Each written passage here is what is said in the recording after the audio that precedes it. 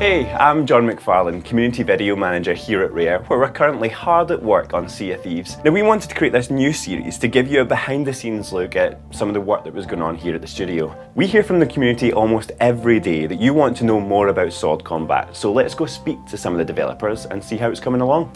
Follow me. And he's come. Greg's just handily waiting on me.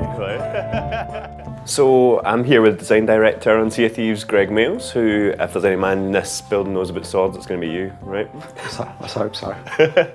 So basically, why are swords important in Sea of Thieves? I think when you think about pirate, the first thing that springs to mind, as well as a ship and treasure and gold, is a sword. So kind of a pirate fighting another pirate with a sword is always been an important part of the vision and a key player expectation as well. What can we expect from? What can players expect as the first implementation of swords in the game? Yeah, the first implementation is we just want to get a sword into players' hands and kind of give them an option to engage with other players or call skeletons in a different way other than shooting a gun. A shooting a gun's a very ranged option, whereas a sword is kind of right up close and personal, one-on-one. So it's a very different way of engaging in combat. And what about in the future? What can we expect from swordplay? Yeah, we want to kind of, starting from just getting the basics in, we want to kind of expand it into a kind of a deeper system which allows players to kind of get better at it, kind of work out how they use the mechanics to kind of fight as a crew, and trying to capture the vision of kind of exciting, dynamic kind of sword meeting sword combat, the kind of ting of the exchanges. And we want players to be using all the different environments, like on the ship, kind of jumping off the ship, and the fight carries on in the water, or you're up on a cliff and you knock someone off over the edge and you jump down onto the beach after them and carry on the sword fight. It needs to be kind of this flowing, living way of fighting that's really fun. Okay, so I'm here with Senior Engineer John Watkins, who's going to run us through exactly where we are in the process of putting swords into the game.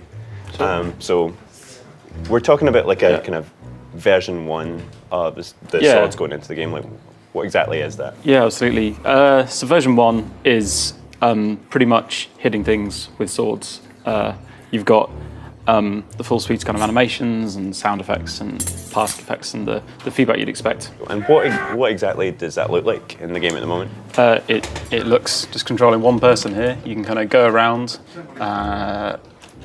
like I say, hitting people. You can also, by holding attack, do a heavy attack, which does more damage, and it's slightly kind of narrow hit detector on it, but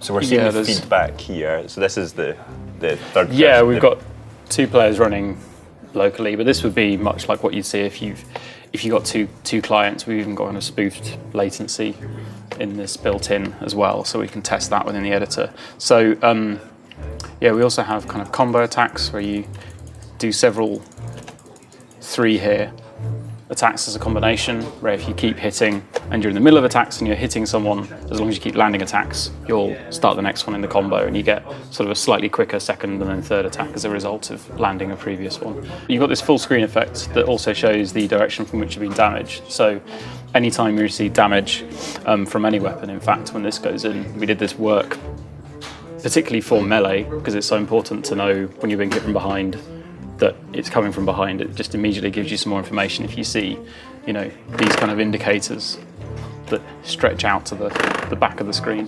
But that's for any damage source. So the same would be true for blunderbuss, pistol.